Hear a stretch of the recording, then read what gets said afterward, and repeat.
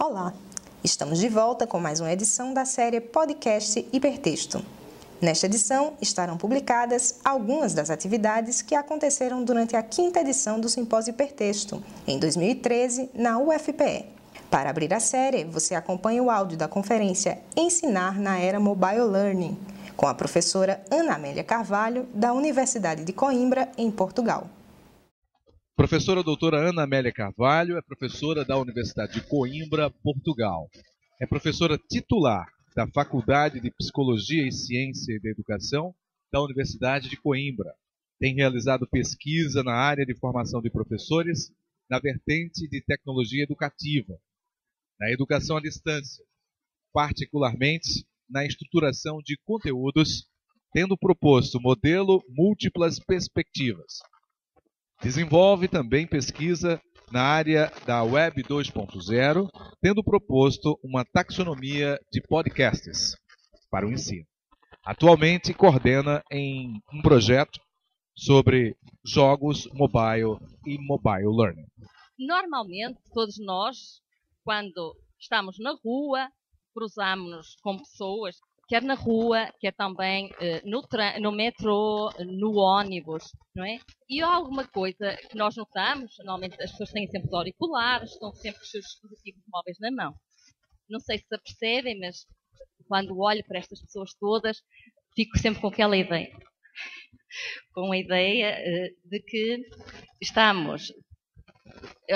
temos dois aspectos que são complementares. Por um lado, estamos cada vez mais sós, mas também simultaneamente mais acompanhados, não é? Estamos sempre conectados, não é? Estamos mais sós, o que é que eu quero dizer com isto?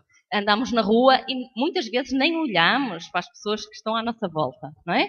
Vamos a olhar para o celular, para o smartphone e a responder e nem vemos o que nos rodeia, não é? Por isso temos realmente esta dualidade, não é? Sós e acompanhados simultaneamente. Esse é um ponto considero importante salientar. E então, atualmente, por isso vir muita gente a fotografar um evento, não é? Por isso temos a facilidade de capturar rapidamente e simultaneamente, não é só capturar, por isso fazíamos com a máquina fotográfica, não é? É também a seguir enviarmos as nossas fotografias para os nossos amigos, quer ser através do Facebook, do Picasso, do Flickr, não é? Mostrar as nossas fotografias. Uma outra fotografia, uma imagem que eu vos vou mostrar, esta imagem, não sei, provavelmente alguns de vocês conhecem, isto foi reportado em alguns jornais, na altura em que o Papa Francisco apareceu na varanda do Vaticano e em que o jornal comparava uma imagem quando apareceu o Papa Ratzinger, não é? Em que as pessoas tinham máquinas fotográficas, mas atualmente estas luzinhas todas, que são todas dispositivos móveis, não é? Em que as pessoas se habituaram a reportar o evento imediatamente. E aqui eu gostava de mencionar um outro aspecto, que é o aqui e o agora, não é? Nós estamos aqui, eu tenho a minha família em Portugal e à noite falo sempre com eles por Skype, não é? Por isso nem parece que estamos assim muito longe, não é? Por isso acabamos de ficar sempre muito próximos, não é? A noção do aqui desaparece, atenua-se com as tecnologias móveis, não é? O agora é que é marcante, porque nós agora mandamos uma fotografia, não é, para o Facebook, nós agora ligamos o Skype, falamos com a família, entendem? Por isso, o advérbio de lugar deixou de ser tão importante como era há algum tempo atrás, não é? É realmente o tempo que é marcante, não é? O agora, o que é que nós fazemos? Um outro aspecto que é importante era que nós antes, para interagirmos com o computador, tínhamos um mouse, não é? Sabem que em Portugal nós dizemos o rato, não é? Só para às vezes nos assustar, de nos serem um rato. Mas houve uma evolução rápida. A seguir ao mouse, nós passámos a usar o polegar, não era com o celular, nós usávamos muito o polegar, ainda vamos usar. Atualmente, já usamos ainda o polegar, mas há um outro dedinho que está poderoso, não é?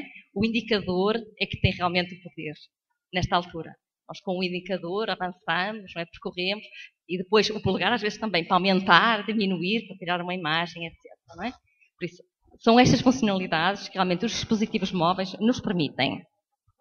Mas os nossos alunos, como é que eles também andam? Exatamente, não é? Sempre com um auricular, nos meios de transporte, Reparem, estão ali 3 pessoas, estão a comunicar entre elas, não é? Aquela ideia, não é? Cada vez mais sós, mas conectadas, não é? Porque estamos uns aos lados dos outros, mas não estamos a conversar uns com os outros, ou eles não estão a conversar uns com os outros, não é? O que realmente estão é verificar que seja uma notícia, a contactar alguém, a responder uma mensagem, não é? E este é um aspecto que acaba por ser muito importante. São imagens de os nossos alunos, não é? Eles acabam por estar sempre conectados. Reparem, eles realmente acabaram por nascer, não é? São designados muitas vezes como a geração net, que nasceram, como sabem, não é? Com a internet, com o computador, com o celular, com os jogos, não é? E por isso nós teremos que encará-los de uma forma um bocadinho diferente, não é? De quando nós aprendemos. Reparem, a outra nomenclatura que considero importante e que nos ajuda também a perceber que os nossos alunos são um bocadinho diferentes. Eu sei que há aqui gente muito nova, por isso também já nasceram com o celular e com o computador. Mas a expressão que o Prensky usa de nativo digital ajuda-nos bem a compreender o que caracteriza os nossos alunos, não é? Vocês sabem que o Prensky teve esta ideia em 2001, num artigo, aliás, até foram 2 artigos que ele publicou nessa altura, que era os nativos digitais versus os imigrantes digitais, não é? Mas foi muito polémico este contraste, não é? O nativo digital versus imigrante digital, e em 2009 eles passaram a considerar mais que o que era importante não era ser nativo ou ser imigrante digital, mas a sabedoria digital, não é? Sabermos utilizar os dispositivos móveis para aprender.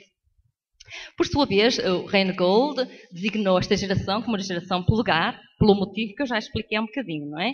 De interagirmos, se calhar ele agora pode ser que esteja a pensar em a geração também indicadores, não é verdade? Pronto, a Lina Alves também usa a expressão Screen Agers, não é? Um livro que vocês conhecem, em que dá realmente a evidência ou a importância que têm os jogos, não é? E são realmente estas características que têm os nossos alunos, não é? E este é algo que nós temos que ter bem presente quando planeamos também as nossas atividades. O facto, eu não sei se vocês estão familiarizados com esta expressão BYOD, Bring Your Own Device, não é? Há escolas que estão receptivas a esta ideia e por isso já permitem que os seus alunos tragam para a aula o seu celular, o smartphone, o tablet, não é? Mas, infelizmente, ainda não é assim em todo o lado, não é? Mas isto é importante, reparem, esta ideia, o BYOD, começou por também ser adotada nas organizações, em que as pessoas trazem os seus materiais para o trabalho. E também a escola, ou pelo menos algumas escolas, estão receptivas a esta ideia, não é? Que os alunos tragam os seus dispositivos móveis. E agora, mas porquê? Qual é a vantagem deles trazerem os seus dispositivos móveis? Aqui um conceito que é muito importante é o conceito de apropriação, não é? Que tem sido particularmente trabalhado pela Carroll e outros autores, assim como também o Waycott, que tiveram um papel bem importante sobre como devemos compreender a apropriação. Porque a apropriação nós temos o nosso dispositivo móvel, celular, smartphone, tablet, não é? Por isso, nós possuímos o equipamento, nós controlamos o nosso equipamento, nós personalizamos o nosso equipamento, nós sabemos como é que ele funciona. E por isso, quando queremos aceder a algum website, no nosso equipamento nós estamos bem à vontade. Não é? Se tivermos que usar outros equipamentos, nós teremos sempre que nos adaptar a outros equipamentos. A grande vantagem é que os alunos não perdem tempo a usar os computadores da escola, eles podem rentabilizar o seu próprio equipamento, não é? Porque eles controlam melhor e vão se apropriando ao longo do tempo. Certo? E agora, qual é a vantagem para a escola? É muito mais económico também para a escola, não é? Tem a grande vantagem que eles realmente usam o material deles e têm sempre acesso aos seus materiais que os acompanham para todo lado, os seus dispositivos móveis. Essa é realmente uma ideia importante. Mas agora aqui surge um pequeno problema. Eu não sei como as coisas estão-se a passar no Brasil, mas em Portugal isto não é sempre tão fácil. Tão fácil, por um lado, porque o Ministério pôs algumas limitações à utilização, aliás, proibiu a utilização do celular, mas depois reconsiderou E diz que se o professor justificar a utilização, que é possível. Não é? E então agora o que eu gostaria de chamar a atenção é que não é óbvio para os alunos que vão aprender com seus dispositivos móveis, não é? Normalmente, se eu perguntar aos alunos se costumam aprender com o meu celular, com o meu smartphone, com o meu iPhone. Não, os meus celular, smartphone, iPhone, não é para estudar, é pessoal, é para lazer, para eu contactar com os meus amigos, não é? E foi esse um estudo que eu realizei em 2012, a Adelina Moura em 2010, Oliveira, a Manuela Oliveira em 2012, verificamos este princípio. Não é? Os alunos, ao princípio, não reagem bem. Não sei se a vossa experiência aqui será diferente, mas lá era isso que acontecia, lá em Portugal, não é? Eles realmente ficavam bastante admirados, mas depois o que se verificava é que acabavam por gostar da experiência de usar os seus dispositivos móveis para aprender. Por exemplo, eu vou usar estes 3 exemplos, não é? Por isso, no estudo que eu realizei em 2012, numa turma, que eram os meus alunos no ensino universitário, só 18% é que estavam a usar o celular para estudar. O caso da Adelina Moura, não é, num estudo que fez no ensino médio, verificou que realmente a maioria dos alunos, os 83%, nunca tinham usado o celular para aprender. E reparem, o que é mais interessante é que nem perspectivavam qualquer utilidade ou vantagem para estudar. A Manuela Oliveira, são alunos do 6º ano de escolaridade, não é, que têm entre os 11 e 12 anos, também ficaram admirados. E estes ficaram bem admirados porque, na altura, estava proibido o celular na escola. Agora temos um outro aspecto, não é? Se por um lado temos os nossos alunos que têm os seus dispositivos móveis, por outro lado também temos os professores que têm que interagir com estes alunos, não é? E então estes professores, muitos professores, não é? Como eu e muitos de vocês, provavelmente aprenderam numa sala com melhor, pior aspecto que esta, mas a disposição era esta, não é? Os alunos olhavam o professor e nós, ou pelo menos muitos de nós, aprendemos através do livro escolar, do caderno e do quadro, não é? Que o professor escreve. Internacionalmente somos considerados a geração do papel, por oposição a esta geração mais digital, de dispositivos móveis, não é? Mas os professores também têm que se adaptar à tecnologia, levar a tecnologia para a aula. E com isto não quero dizer que não possam usar livro escolar, não possam usar caderno. É o nunca utilizar que é grave, não é? Por isso, nós, enquanto professores, devemos, aos bocadinhos, porque ninguém consegue um dia não usar nada e no dia seguinte só usar os dispositivos móveis, não é? Mas aos bocadinhos, irmos introduzindo atividades em que rentabilizamos os dispositivos móveis dos nossos alunos. Não se esqueçam, não é só para os que têm dispositivos móveis. Isto também é importante para os alunos que são infoexcluídos, não é? Embora os nativos digitais sejam esses que nasceram com a internet, com o celular, o smartphone, pronto, agora os smartphones, etc. Nem todos os alunos têm, não é? Mas se estiverem numa aula em que o colega do lado tem, o outro também pode ver como se pode interagir. E eu acho que isto é muito importante, não é? Você aqui no Brasil, como nós também temos zonas em Portugal em que as pessoas têm mais dificuldades económicas, é uma forma de não excluirmos alguns alunos da aprendizagem no século XXI. Não é? Por isso, acho que este aspecto é extremamente importante. Bom, a Unesco também reconhece que as tecnologias móveis são importantes, não é? E acabam por ser uma forma de melhorarmos as nossas oportunidades educacionais. E eles referem vários aspectos, eu salientei 2 aspectos que me parecem bem importantes. Por um lado, eles sugerem que se evite as proibições de dispositivos móveis. Por isso, onde vocês estão instados, está totalmente proibido, não é? Claro que isto é um processo complicado, podem sempre dizer que a Unesco sugere, não é, evitar a proibição de dispositivos móveis, sempre tem algum peso, não é? Algo que é importante não é amanhã toda a gente traz o celular para a aula. O importante também é o professor negociar com os seus alunos como vamos usar o celular na aula, não é?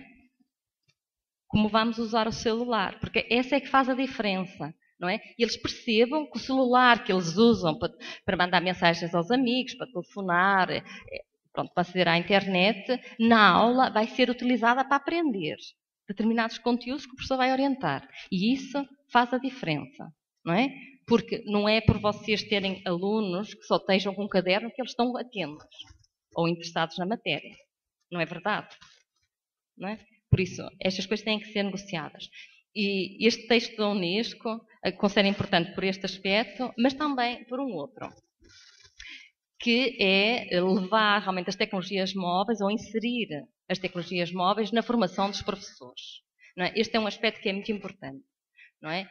Os professores, se receberem formação, não é? E nós que estamos na universidade, ao trabalharmos com futuros professores, devemos também usar as tecnologias móveis. Não podemos dar numa sessão dizer, vocês devem usar as tecnologias móveis com os vossos alunos. E nós não mostramos nada também, não é? Por isso, este aspecto acaba por ser importante. Não é? O exemplo que vamos dando nas aulas acaba por ser... E acho que a formação, quer seja a formação inicial de professores, quer seja a formação contínua, é extremamente importante que as pessoas recebam esta formação sobre dispositivos móveis, sobre ferramentas, mas não é ferramenta pela ferramenta, é ferramenta com uma utilização pedagógica. Como é que eu posso realmente usar um blog nas minhas aulas, por exemplo? Depois vamos falar um bocadinho à frente sobre isso, que é a parte que eu acho que realmente também é importante. Estes autores, Naismith, et al., não é? Chamam-nos a atenção que as tecnologias móveis têm como grande vantagem, como também sabemos, a portabilidade, a interação social que fomentam com facilidade, os diferentes contextos, a conectividade e a individualidade, não é? Nós temos a nossa individualidade com os nossos equipamentos, não é? Com os nossos dispositivos móveis. Isso sim é extremamente importante. Então, agora passamos um bocadinho para a segunda parte, sobre o conceito de mobile learning.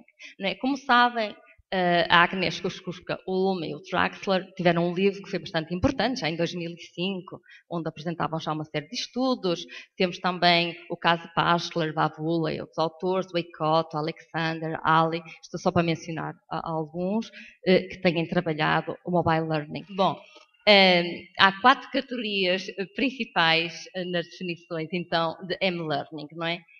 E essas são, a primeira, que era realmente a dominante, é a tecnocêntrica, ou seja, dar ênfase ao dispositivo móvel. Mas só o dispositivo móvel é necessário, mas não é, pronto, tudo, não é? Que nós temos na definição de mobile. Também se relacionava o termo e-learning com M-Learning, não é? Pronto, como sendo o M-Learning está na dependência do e-learning. Por outro lado, o conceito de mobile learning pode ser também entendido como ampliar a educação formal, não é? A educação formal deixa de estar limitada só ao espaço escolar e estende-se a outros espaços. E depois, a mobile learning dá muita importância à aprendizagem centrada no aluno. São estes 4, ao fim e ao cabo, abordagens diferenciadas sobre o mobile learning. Pronto, a Unesco, novamente, dá importância também à componente técnica, não é? Por isso, aos dispositivos móveis, e que nos permitem, como já sabemos, aprender a qualquer hora e em qualquer lugar. O Traxler reforça esta ideia da Unesco também, ou salienta os importantes dispositivos móveis, mas também refere a mobilidade do aluno, a mobilidade da aprendizagem e também a experiência do aluno na aprendizagem com dispositivos móveis. Parsons e outros autores dão como também bastante importante na definição de mobile learning, ou pelo menos termos sempre em atenção quando utilizamos estas tecnologias, o domínio tecnológico da tecnologia, e daí, se eles usarem os materiais deles, a apropriação já está resolvida, não é? E temos também o domínio pedagógico. Não é? Como é que vamos utilizar estes dispositivos móveis na aprendizagem? Por sua vez, Ellen Crompton considera 4 termos como chave importantes na definição de mobile learning. Por um lado, a pedagogia, os dispositivos móveis, o contexto e a interação social.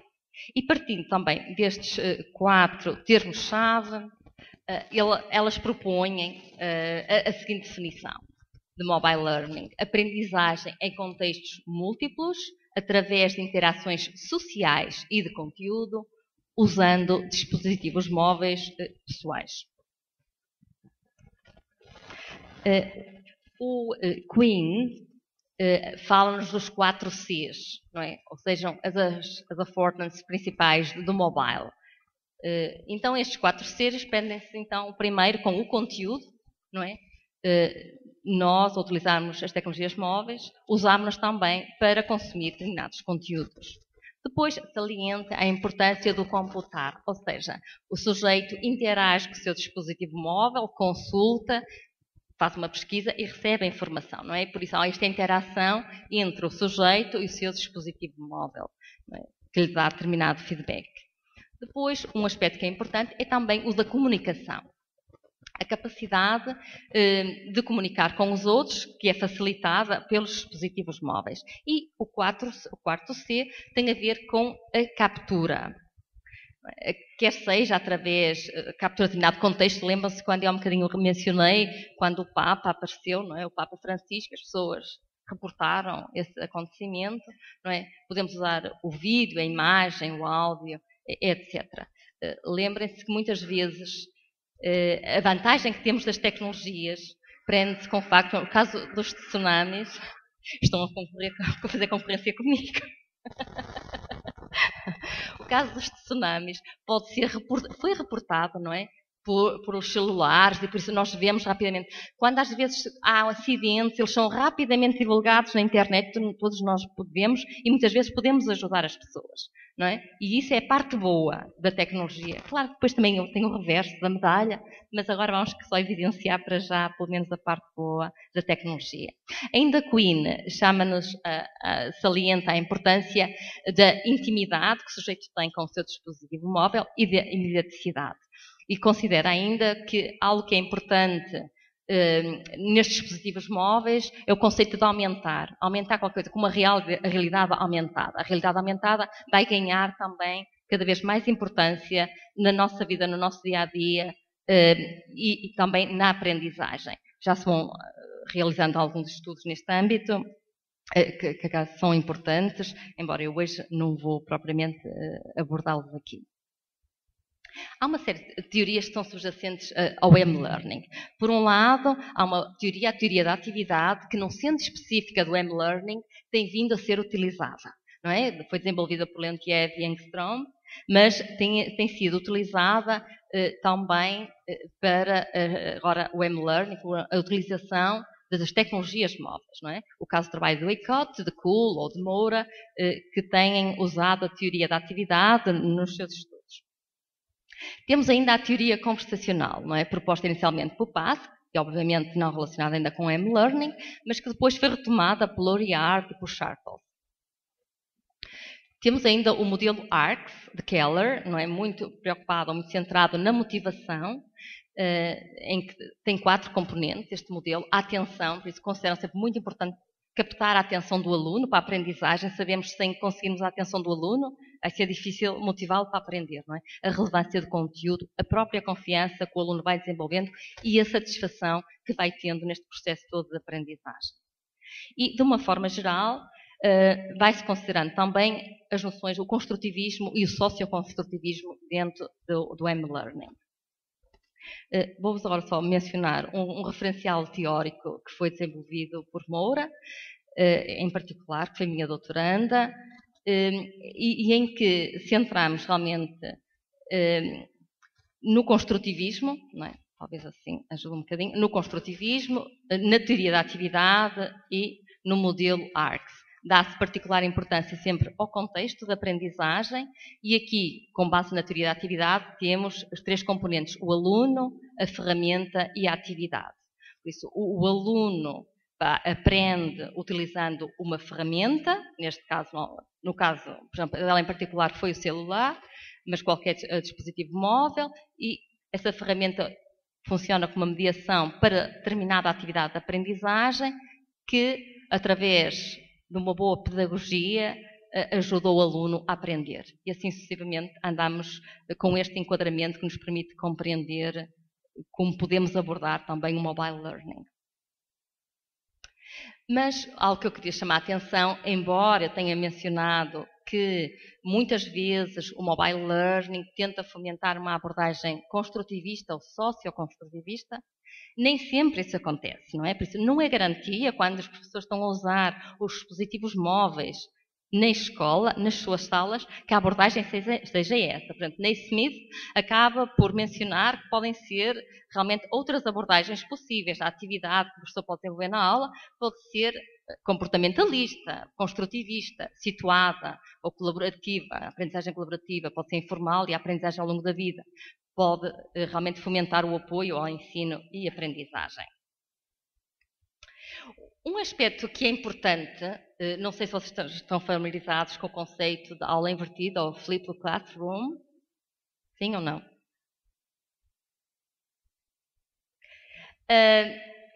Qual é a ideia? Em vez de termos o professor a transmitir determinados conhecimentos na aula, o professor pode e deveria disponibilizar os conteúdos, podem ser em texto, em vídeo, por exemplo, aqui faço referência à Khan Academy, não é, que se tornou bastante popular, em que estão, começou pela área da matemática, mas abrange várias áreas, em que os vídeos estão disponíveis online, e em que os alunos podem trabalhar esses materiais e depois vão para a aula e já não estão a ouvir propriamente o professor com os conteúdos, mas vão fazer exercícios, vão trabalhar em grupo, vão resolver problemas com base nos conteúdos que trabalharam em casa.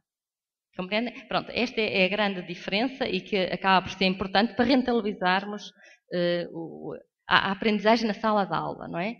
Pronto, o PBL, o Project Based Learning, ou como vocês também têm cá, não é? Aprendizagem baseada em projetos ou em problemas, é uma forma de rentabilizar os dispositivos móveis e o tempo dos alunos na aula e dos professores, não é?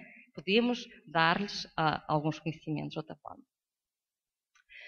Pronto, e este aspecto acabei de mencionar, não é? Por isso, em vez do professor estar como transmissor, ele está mais como dinamizador da aprendizagem dos alunos, não é? Trabalharem mais em grupo, resolverem problemas, acaba por ser interessante. Pronto, posso passar agora ao ponto 3, que são as atividades que podemos desenvolver com as tecnologias móveis na sala de aula, não é? Pronto, comecei aqui por mencionar o blog, escrito na modalidade inglesa ou portuguesa. O blog pode ser o blog da turma ou o blog do professor. Qual é a diferença, não é? No blog da turma são trabalhos dos alunos que são publicados no blog. E normalmente os alunos gostam imenso disto. Sentem-se muito orgulhosos, os seus trabalhos aparecem online, toda a gente pode ver. Nós temos até casos de alunos que tinham os pais em França e os pais ficavam contentes que acompanhavam os trabalhos do filho que estavam a ser publicados no blog. Claro que antes de publicarem online, os trabalhos também convém que o professor supervisione, não é? Para evitar os erros. Mas posso-vos dizer que normalmente os alunos são muito mais cuidadosos quando têm que publicar online, porque não querem levar erros. Não fica bem, não é? E do ponto de vista do professor, por que é que o professor então pode usar o blog? Pode usar o blog para dar as suas orientações para as aulas, onde encontrou websites interessantes que pode colocar lá os links, não é, para os alunos poderem consultar, pode pôr atividades como a caça ao tesouro, o caso, por exemplo, da WebQuest. Bom, além do blog, não é, algo que eu acho interessante e que temos desenvolvido trabalho são os podcasts.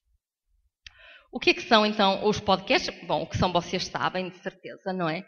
Sabem, o primeiro podcast já surgiu em 2004, não é? Quando se foi conseguido emitir o primeiro programa de rádio através da web. Foi tão popular que muitas pessoas tiveram as suas rádios em casa. Era a maneira de poderem enviar os seus... gravar as suas as notícias que queriam dar, o que queriam dizer ao mundo, aos cibernautas que os quisessem ouvir. E isto também foi rapidamente adotado pelos professores. Os professores gostaram da ideia do áudio e alguns professores no ensino superior gravavam as aulas. E os alunos que não podiam ir às aulas achavam interessante ouvir o que o professor tinha dito na aula. Mas muitas vezes, como sabem, numa aula, há alguém que faz uma pergunta, a pessoa apresenta um esquema e os que ouviam sentiam falta disso. E então, considerou-se que seria importante conjugar a imagem ou texto e a locução, não é? E então designou-se com um Enhance Podcast, ou seja, é um podcast que é enriquecido de alguma forma. Então, mas agora deixa-me continuar aqui depois. Jogo da Glória 7 para 7. Vou só mostrar um bocadinho. Os destinatários deste jogo são os alunos do 7º ano de escolaridade. O tema, esse, é interdisciplinar e abarca 7 disciplinas. E depois vamos mostrar este jogo. Língua portuguesa, inglês, história, físico-química, ciências naturais e geografia. Daí o título 7 para 7. Foram elaboradas 182 questões, o que dá cerca de 26 por disciplina. As alterações efetuadas ao software de base centraram-se ao nível das instruções, das mensagens, dos feedback, do título e fundo do tabuleiro, dos dados e pinos e das cores. Pronto, isto continua, mas o meu objetivo aqui, agora, é mostrar-vos um professor, e depois vou-vos explicar, mencionar até qual é a ferramenta. Posso-vos dizer já, a ferramenta é o Jing, é uma ferramenta gratuita, em que capta tudo que vocês estiverem a fazer na tela. Por isso, tudo que vocês estiverem a fazer no vosso computador, ele grava, não é? Que vocês podem, enquanto mostram qualquer coisa que estão a fazer, exatamente o que esta aluna fazia, e vocês podem dar uma explicação. Vejam como pode ser também estimulante para o aluno estudar assim um conteúdo qualquer. Um outro tipo de podcast é o screencast, um tutorial. O tutorial pode ser ótimo para mostrar como se pode criar, por exemplo, como trabalhar no Word, no Excel, no Moodle, como o aluno vai entrar no Moodle, registar-se, etc. Pronto. Não sei se conhecem uma aplicação que se chama Voki, mas não é para a aplicação. É só vamos mostrar como um exemplo de screencast. Vamos aprender a criar um avatar a partir do Voki. Para isso temos que aceder à internet e escrever voki.com. Depois de estarmos nesta página, podemos criar uma conta ou então começar a gravar diretamente. Clicamos em Create. E agora vamos esperar. Podemos escolher uma personagem masculina ou feminina. Temos aqui muitas variedades. Eu vou escolher clássico. Vou clicar em clássico. Agora posso escolher entre um rapaz e uma rapariga. Vou escolher female. Vou escolher esta figura. Agora posso personalizar através do cabelo. Vou escolher este cabelo. Posso também personalizar os lábios. Vou-lhe dar esta tonalidade. Agora vou escolher... Bom, mas o screencast é isto. Permite-nos com facilidade mostrar aos nossos alunos como criar qualquer coisa, não é? Pronto, o podcast é um vídeo. Pode ser disponibilizado também. Por isso, um vídeo, vocês já sabem, achei mais interessante mostrar-vos aqueles 2 exemplos. E eu, pessoalmente, também tive um projeto sobre a utilização pedagógica dos podcasts, que ocorreu em 2007 e 2009. Este projeto orientava-se para o ensino superior, o ensino universitário, e era quais são as implicações pedagógicas, realmente, dos podcasts em regime blended learning. Mas várias das pessoas que eu orientei trabalharam, fizeram a sua pesquisa nos diferentes níveis de ensino. Nesse âmbito também realizei a criação de uma taxonomia de podcasts. Qual é a relevância de ter uma taxonomia? Bom, a ideia de base era a seguinte: nós podemos, enquanto professores, criarmos os nossos próprios podcasts, mas podemos também buscar podcasts que existam online, não é? As rádios disponibilizam imensos podcasts que podemos utilizar com os nossos alunos, não é? Normalmente podemos começar por aí, por usar podcasts que já estão feitos por outros, e depois o professor faz os seus podcasts e mais tarde, e que é mais interessante, convida os seus alunos a realizar os podcasts, que é o que eles gostam mesmo de fazer. Isso é garantido. Bom, o tipo de podcast pode ser mais com caráter expositivo ou informativo. Podemos dar o feedback com um comentário a um trabalho dos alunos. Era como eu estava a utilizar os podcasts naquele projeto. Eu dava normalmente o comentário ao trabalho dos alunos através do podcast. Podemos ainda ter as instruções ou orientações. Os formatos já vimos há um bocadinho, são estes 4. Em relação à duração, normalmente, com a revisão de literatura que eu tinha feito, há 3 tipos de duração. Curto, não é? Curta duração, o moderado e o longo, cujos minutos estão ali explicitados. E estes autores, e aliás o estudo que nós realizamos, os alunos, numa forma geral, preferem os podcasts curtos, ou de curta duração, e moderados. Não é? Os longos, nem tanto. Pronto, então aqui mencionei também quem produz o podcast. Pronto, esta ideia de serem os alunos é muito valorizada por vários autores, nomeadamente McLaughlin, Lee e Lee Tynan, não é, que dão ênfase muito mais importante é que os alunos criem os materiais. A apresentação de trabalhos, a pesquisa que eles fazem, é uma forma de mostrarem aos outros. Não é? Funciona muito bem, eu tenho alguns estudos que depois vou apresentar, não nesta sessão, mas numa outra mesa redonda. Em relação ao estilo, o estilo pode ser formal ou informal e a finalidade do podcast é só limitada, e acreditem que isto é verdade, é só limitada pela imaginação do professor. A pessoa pode fazer imensas coisas, como viram, por exemplo, podemos ter só podcast áudio. Qual é a vantagem? Nós usamos o podcast áudio quando a imagem não é relevante. Não é? Torna-se mais prático. O aluno pode ir de casa, no ônibus, e pode estar a ouvir o podcast. É uma forma ótima. Quando a imagem é relevante, então podemos usar o Jing e ele viu, não é, determinada sessão. Ou determinado conteúdo apresentado pelo professor. Acho que pode ter interesse. Bom, aquele é um livro que eu também publiquei, onde vocês encontram exemplos. Por isso o livro não é todo escrito por mim, eu organizei o livro, tem exemplos de como utilizar podcasts nos diferentes níveis de ensino, desde o jardim de infância, não é? Desde os pequeninos, até ao ensino universitário, na área de História, Biologia, Física, Química, etc. Acho que pode ter algum. Pronto. Agora, uma coisa que é importante é que software podemos utilizar então para criar os podcasts. Nós podemos utilizar, normalmente aqueles que eu uso são gratuitos, o Audacity, que vos permite colocar música de fundo, mas tem um outro, se quiserem só que os vossos alunos gravem a voz, o Vocaroo, que também é gratuito e também funciona bem. E depois, se quiserem, podem, depois de terem o podcast criado, disponibilizá-lo no Podomatic, não é? Onde eles depois podem vir a descarregar. Que competências é que estão implicadas na utilização de podcasts? Porque este é um aspecto importante. Eu estou assim, então os nossos alunos têm dificuldade a ler, têm dificuldade a escrever e agora vou pô-los aí a gravar a voz deles? Bom, a minha posição é bastante diferente. Reparem, eles depois não é dizer qual foi o pesadelo que eles tiveram nessa noite, não é? Por isso, é uma temática que o professor propõe. Então, eles, para fazerem o seu podcast, eles têm que pesquisar a informação, têm que ler a informação, têm que resumir o que querem dizer, por isso eles vão escrever e depois ainda vão treinar a leitura, não é? Porque ninguém quer ouvir uma coisa monocórdica, não é? E então, eles acabam por melhorar muitas vezes a sua dicção, porque ao falar ao microfone, normalmente temos que falar um bocadinho mais devagar, quando é para gravar, não é? E treinam a intuação, para o documento ser expressivo. E eu defendo bastante os podcasts, porque tem uma grande vantagem para os nossos alunos, não é? E como veem, eles aprendem a ler, não é? Leem o texto, escrevem e treinam a leitura. Por isso, 3 em 1. Acho bem importante.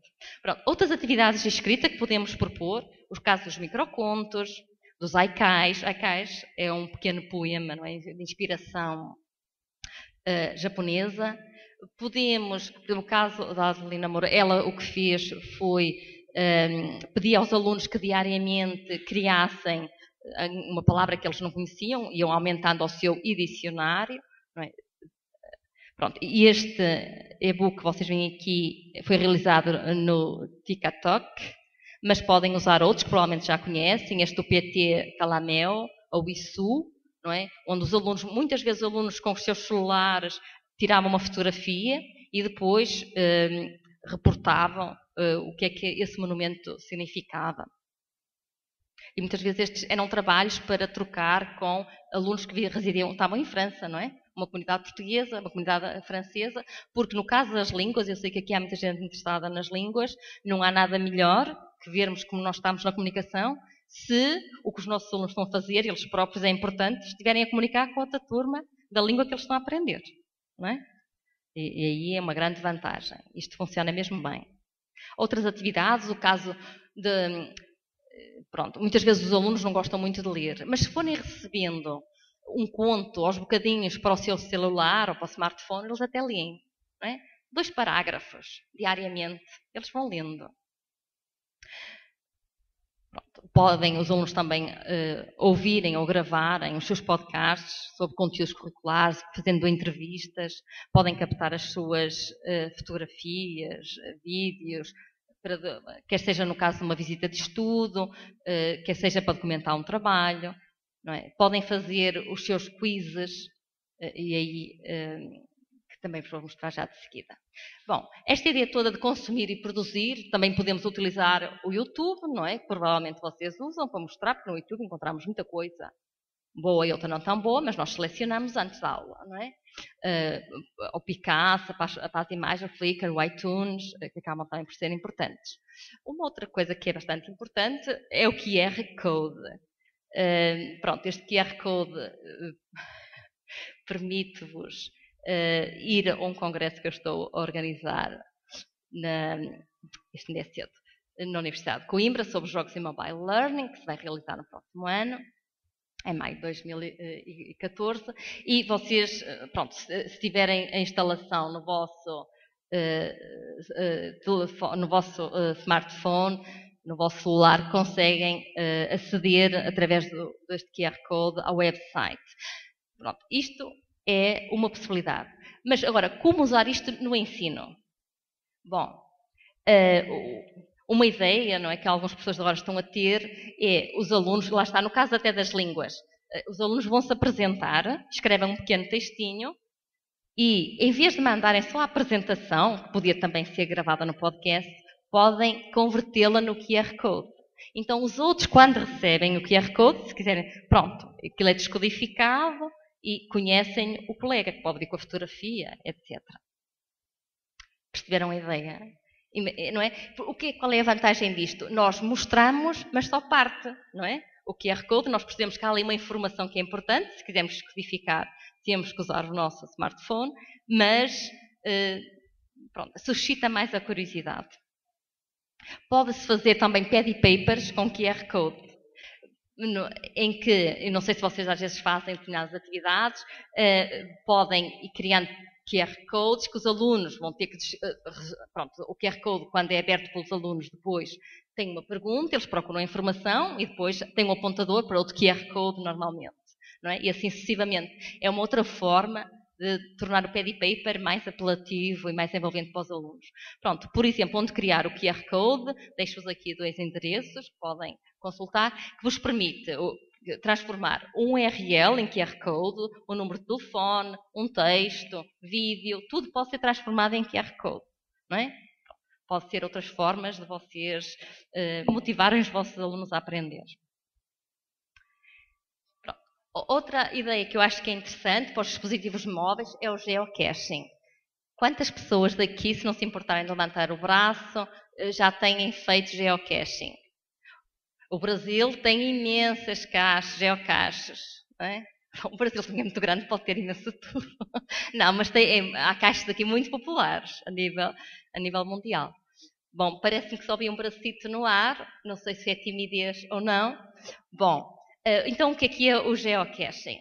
O geocaching são dadas coordenadas GPS e depois as pessoas com essas coordenadas vão tentar localizar o sítio onde estará escondida a caixinha, não é? A caixinha está provavelmente um bocadinho camuflada, com uma pedra em cima, no meio de uma vegetação, mas não pode estar enterrada. Vocês, é tão engraçado verem pessoas, lá em Portugal está muito popular, quer seja por lazer, mas agora isto é parte do lazer, do geocaching. Agora o que está a fazer é pensar como usar o geocaching no ensino.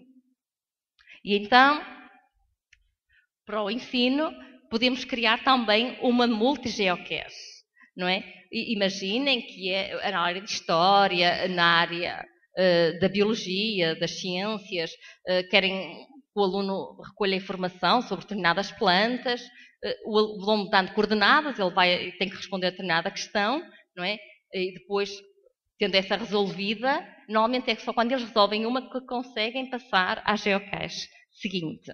Não é? Muitas vezes as geocaches são tão interessantes que eles encontram a caixinha, que ele tem uma informação e tem normalmente um enigma também. Pode não ter, ou ter, é como quiserem. E só com a resolução desse enigma é que eles conseguem as coordenadas certas para encontrar a próxima geocache. É muito interessante. As pessoas, eu vou-vos dizer, eu tenho pessoas da minha família que são absolutamente viciados nisto. Por isso, fazem isto normalmente ao fim de semana também. E este também é uma forma interessante, não é? Ou seja, os alunos não têm que estar... E normalmente é sempre ao ar livre, não é? Podem ser trabalhos que eles fazem, sem ser no tempo da aula, não é? Noutros tempos, pode ser no recinto até da escola, não é? O que é preciso é a pessoa ter um bocadinho de criatividade para estas coisas. E aqui que é importante que as pessoas trabalhem em grupo, não é? Porque se trabalharem em grupo, juntos, é tudo mais fácil de criar estas atividades. E se experimentarem, eu acho que os alunos depois agradecem. Dá um bocadinho de trabalho, mas agradecem. Outra ideia que eu acho que é interessante são os mapas conceituais. Os mapas conceituais, provavelmente já estão a usar com os vossos alunos, podem usar em papel, mas agora há outras ferramentas em que os alunos representam o seu conhecimento. Não é? E os mapas conceituais têm realmente a grande vantagem que ajudam a organizar o conhecimento dos alunos, não é? Do geral para o particular. Não é? E é uma ótima forma deles acabarem por ir sintetizando também a matéria. Não é? Por outro lado, o professor pode usar o mapa de conceitos para introduzir um novo assunto. Pronto. Há aqui duas ferramentas, eu tenho usado muito esta é uma ferramenta muito boa, também é gratuita, o Smart Tools, mas também tem esta que é útil para os dispositivos móveis, não é? Text to Mind Map, que é importante. Por exemplo, o David Jonathan, o que ele nos diz é que se os alunos que estudam desta forma, não é, através de mapas conceituais, irão definitivamente obter uma pontuação melhor em praticamente qualquer tipo de teste que o professor lhes dê, não é? Porque aprendem a sintetizar e a compreender como é que a relação entre os termos, entre os conceitos-chave. Bom, uma outra ideia são os clickers. Vocês veem nos concursos, muitas vezes na televisão, o sistema de votação eletrónica, não é? E como é que isto também pode ser usado no ensino. Muitas vezes o professor está a falar sobre a matéria e não sabe se os alunos estão a acompanhar ou não, não é? Eu também poderia ter feito aqui um joguinho convosco. Bom, e então o professor coloca uma questão, dá-lhes o URL, eles vão lá e respondem à questão. E o professor de imediato percebe pelas respostas que eles dão se eles estão num bom caminho ou se estão a não perceber o conteúdo. E pode reestruturar naquele momento a aula. Isto tem a vantagem dos alunos não ficarem só assim a ouvir o professor, não é? De também precisarem se tornar um bocadinho mais ativos na própria aula. Pronto, e outra coisa que eu gostava agora de chamar a atenção é que se antes nós, para usar os clickers, era necessário ter equipamento, e por isso era caro, era um equipamento caro, não é? Porque era preciso ter... agora não é? Nós agora, se usarmos, por exemplo, se vocês aqui é o M-Clicker, isto é gratuito, não é? Vocês criam um espaço online e colocam a vossa questão, dão aos alunos, normalmente em uns 30 segundos, eles respondem, porque não é para estarem a discutirem muita ideia se vão no bom caminho ou não. Não é? Cada um como está a perceber. E o professor pode reestruturar a sua aula em conformidade. Se vocês têm os quadros interativos na escola, muitos dos quadros interativos têm a funcionalidade dos clickers, não é? Por isso podem também rentabilizar os quadros interativos nesse sentido. Bom, o quiz. O quiz é algo que eu acho interessante. O quiz, criado no Mobile Style, tem a vantagem de poder ser respondido através dos nossos dispositivos móveis. Eu gostava só de dizer o seguinte, estes quizzes do Mobile Style, qual é a vantagem? Vocês fazem uma pequena introdução, qual é a temática, têm a primeira questão, depois são questões de escolha múltipla, não é? Tem uma pergunta, por exemplo, 4 opções de resposta. O aluno assinala a resposta e pronto, é informado se acertou ou se errou. Mas tem um espaço para o professor colocar uma explicação. Por isso, aqueles que erram podem ler a explicação de como devia ter sido dada a resposta, não é? Mas é mais além do que só como era a resposta correta, não é? Uma pequena explicação que é dada. E eu acho que é muito interessante. Eu fiz porque assim, a minha experiência quando trabalho sempre com professores é que dizer que o quiz é interessante, pronto. É uma coisa. Agora dizer aos alunos, cada um dos meus alunos criou o seu quiz para testar com os alunos deles nas aulas. E aí o que aconteceu foi o seguinte, eles foram testar, os alunos, eu aliás pedi um quiz cada professor fizesse um quiz para testar nas suas turmas, e a maior parte deles, ou muitos deles, fizeram mais. Alguns fizeram 4 ou mais quizzes. E as reações dos alunos, pronto, os alunos adoraram fazer o quiz e pediram mais. Não é? Foram pedindo aos professores para fazer. E reparem, é tão fácil, porque são ferramentas da Web 2.0, são todas muito fáceis de criar. E eu considero que realmente o quiz acaba por ser uma excelente forma deles aprenderem, não é? E desmotivar também para estudar, não é? Porque eles mesmo em casa, não é? Porque isto não têm que estar a usar o quiz na própria aula, não é? Vocês podem dar o URL onde está o quiz e eles depois em casa resolvem. E aí acho que é importante. Não é? Uma estratégia, se vocês querem fazer muitos quizzes, eles podem estudar a matéria, proporem eles perguntas, não é? E o professor recolhe as perguntas, as respostas alternativas e cria os quizzes, ou até pede aos alunos para eles criarem quizzes, não é? É uma forma de interagirmos todos, e é importante. Pronto. E agora íamos mostrar um outro jogo, que é um jogo de escolha múltipla também, que é o Lave Livre, que também é gratuito, que vocês podem fazer. Isto permite integrar 250 perguntas de escolha múltipla. Isto agora com os jogos, e reconhecendo como cada vez as pessoas jogam mais nos dispositivos móveis, etc. E partindo desta frase do Paul Guy, que realmente os bons videojogos têm incorporados bons princípios de aprendizagem, eu então criei um projeto que se intitula Dos Jogos às Atividades Interativas para Mobile Learning. E o objetivo deste projeto tem, pronto, numa primeira fase, 2 questões de pesquisa. Que jogos jogam os nossos alunos e que princípios de aprendizagem estão inseridos nesses jogos? E o que é que se pretende fazer? Vai ser analisar esses jogos, os mais preferidos, e criar atividades similares. Não é? E este tipo de pesquisa vocês podem replicá-la cá, que até seria interessante compararmos resultados. Por isso, eu agora é que eu vou acelerar mesmo para acabar, porque tinha aqui várias coisas para vos mostrar. Vamos só, pronto, isto como é que era a metodologia, eu vou acelerar. Pronto. Posso-vos dizer que estou a trabalhar com os alunos dos 10 anos até ao mestrado. E essa parte, por isso nós trabalhamos 10, 12, o terceiro ciclo, que pode ser o Fundamental 2, no ensino secundário e ensino universitário. Pedimos pelo menos que houvesse 500 respondentes de cada ciclo, não é? O do segundo ciclo, os 10, 11 até aos 12, ainda estamos a recolher, que tem sido mais difícil termos os 500, não é? São mais pequeninos, demora mais um bocadinho a recolher. Mas reparem que uma percentagem grande dos que responderam ao questionário jogam, não é? 52%, 88%, 57%. Pronto, em relação ao género, só gostava de chamar aqui a atenção de um pormenor, é que os rapazes normalmente jogam sempre mais, mas as meninas também se estão a aproximar. Não é? De antes não, as meninas jogavam muito menos, agora não, já jogam bastante.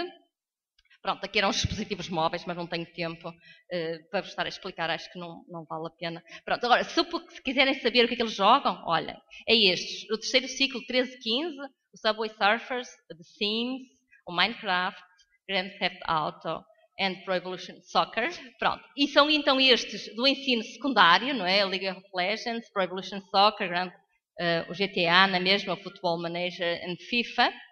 Os rapazes preferem sobretudo jogar mais online que as meninas. E depois esta última questão, que gostarias de aprender as matérias diferentes através de jogos? Sim. E a grande maioria está receptiva a aprender as matérias através de jogos. Pronto, agora, para terminar mesmo, pronto, os nossos futuros alunos já mexem no tablet, temos que nos preparar para eles. Não é? Obrigada.